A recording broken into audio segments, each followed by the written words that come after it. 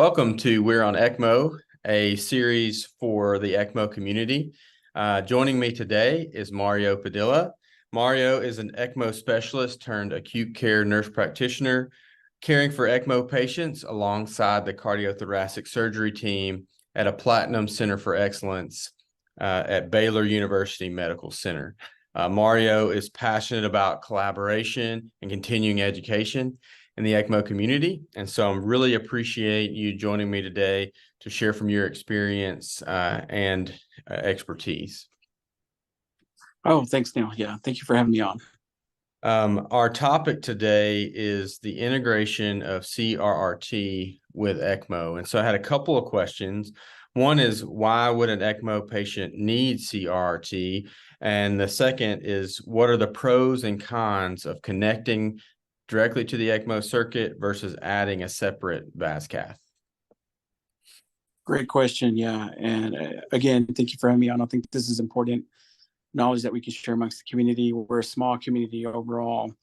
But I think if you know something, it's great to just put it out there for a piece of knowledge, and one can take it for what it's worth. So to your question as to why, immediately two points come to mind. The obvious would be a patient is probably a hemodialysis patient.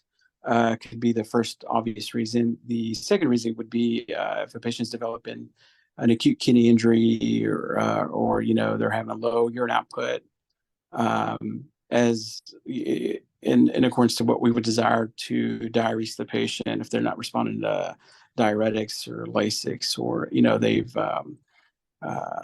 urine is dropped off. So again, if they're dialysis, they would need CRRT to in place of the hemodialysis sessions. They may not be able to tolerate those, especially in the acute ICU setting, and then to help keep up with their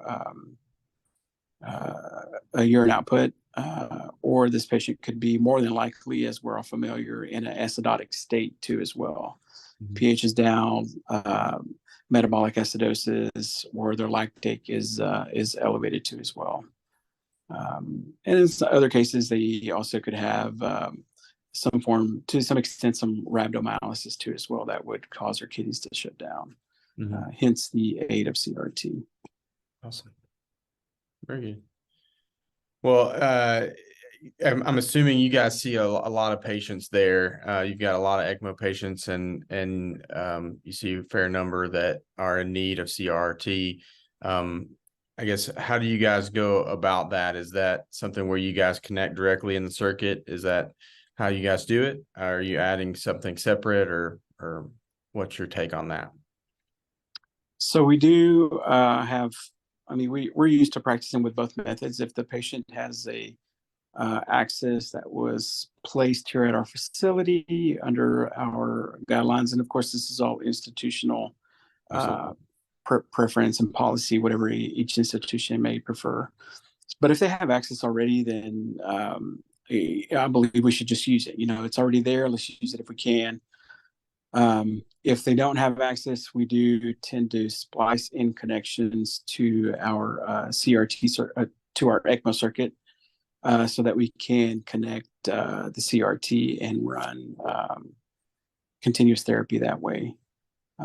So again, it depends on what's available. Now, if the patient has a quint access or vascular access, whichever it may be, and they develop issues with that access, so they're having a hard time really running the CRT at full capacity, some nephrologists may order it, or they're having just continuous access issue, then we may opt just to go ahead and switch over to the ECMO circuit. It tends to be, not all the time, but it tends to be more friendly, easier, tends to essentially run without any issues or low alarms. So that would kind of be our rule of thumb. We're used to using both a lot more in the ECMO circuit, more than throwing in another vascular access would be our option. Mm-hmm. What are some of the I guess cons of having to add another? I think some of the, if we're looking at pros and cons, Pros, of course, would be you're able to run it at maximum capacity, really focus on the patient's metabolic state, diary some of that off, clear it off. Other reason could be the patient's probably hyperkalemic, so we could really focus on leveling out those electrolytes.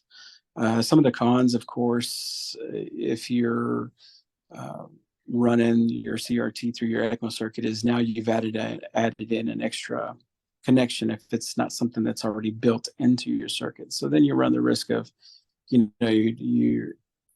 introducing another potential source of infection, or there's risk of thrombus, fibrin building up at those connections too as well. So there's risk for the circuit to be compromised.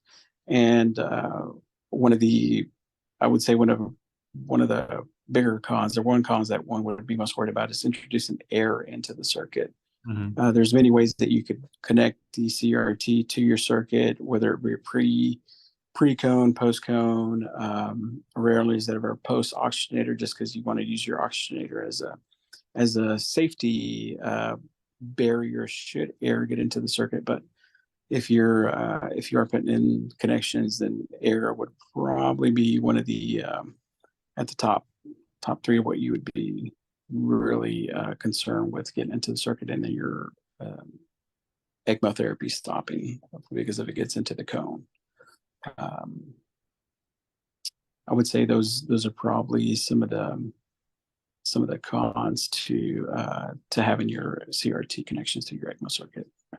Well, anything else regarding CRT that you think folks listening ought to know about? I guess another tidbit of advice is if you're having CRT issues, some of the common alarms that you may tend to have are high pressure alarms, low pressure alarms. Again, that is all dependent on how fast you're running your circuit, your CRT circuit, and your ECMO circuit. Because once you get to certain flows on your ECMO circuit, that's going to cause alarms on your CRT because your CRT is not able to handle that flow. Mm-hmm. So you may have to rearrange as to how you're pulling and returning from your CRT to your ECMO circuit too as well. And again, anytime, keeping in mind that you're making those connections, adding connections, risk of infection, the risk of introducing air or thrombus and fibrin building up. And with that being said, if your patient's able to be on some sort of anticoagulation, that always helps maintain the integrity of the circuit too as well. Mm-hmm. Again, I think we know a lot of these patients tend to develop in thrombocytopenia, so they may not be in some sort of anticoagulation. So just being familiar with our other options to keep the integrity of the circuit and the CRT. Sometimes it could be something as easy as running just some saline pre-filter. And of course, that's all under the prescription of the nephrologist too as well.